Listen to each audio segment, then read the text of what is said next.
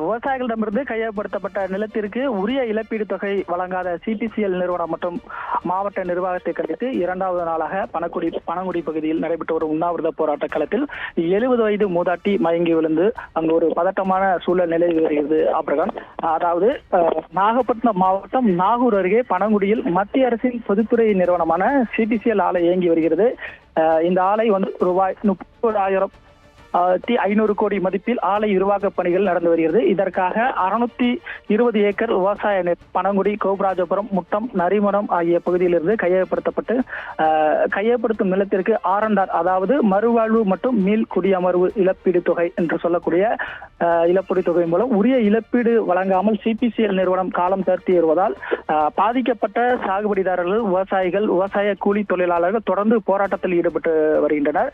அதாவது இது குறித்து நடந்து முடிந்த நாடாளுமன்ற தேர்தலையும் புறக்கணித்து தங்களுடைய எதிர்ப்புகளையும் தொடர்ச்சியாக அவர்கள் பதிவு செய்து வருகிறார்கள்.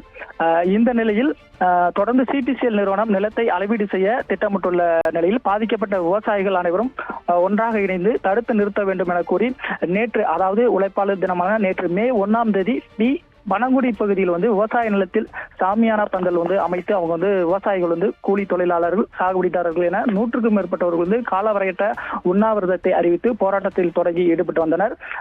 இந்த நிலையில் போராட்டக்காரர்கள் தரப்பிலிருந்து பாதிக்கப்பட்ட அனைவரையும் முழுமையாக கணக்கெடுப்பு செய்து உரிய இழப்பீடு தொகை வழங்குவதை உறுதி செய்ய வேண்டும், அதுவரை உண்ணாவிரத போராட்டம் தொடரும் என அவர்கள் தரப்பிலிருந்து திட்டவட்டமாக தெரிவிக்கப்பட்டுள்ளது. ஆப்ரகான், இருந்தாலும் போராட்டத்தில் இறங்கியுள்ள அவர்கள் இதுவரை காவல்துறை சார்பில் மட்டுமே பேச்சுவார்த்தை நடத்தப்பட்டதாகவும் மாவட்ட நிர்வாகத்தின் சார்பில் இதுவரை பேச்சுவார்த்தைக்கு யாரும் வராததால் 2வது நாளாக தொடர்ந்து இன்று போராட்டத்தில் ஈடுபட்டு வந்தனர்.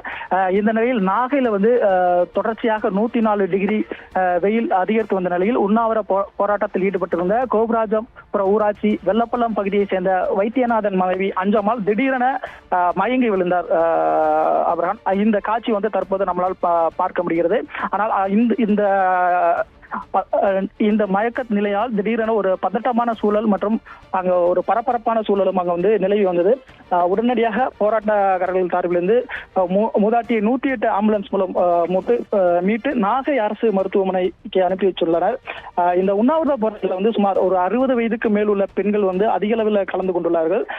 தொடர்ந்து 2வது நாளாக தண்ணீர் மட்டுமே குடித்து போராட்டத்தில் ஈடுபட்டு வருவதால் நாகையில் தொடர்ச்சியாக வெயில் தாக்கம் அதிகமாக இருந்து வரும் நிலையில் வயதானவர்களின் உடல்நிலையை கருத்தில் கொண்டு மாவட்ட நிர்வாகம் அவர்களிடம் உடனடியாக பேச்சுவார்த்தை நடத்தி இதற்கான ஒரு சுமூக தீர்வு எட்ட வேண்டும் என பல விவசாய சங்கம் சார்பில் ஒரு தொடர்ச்சியாக ஒரு கோரிக்கையும் முன்வைக்கப்பட்டுள்ளது. அவன்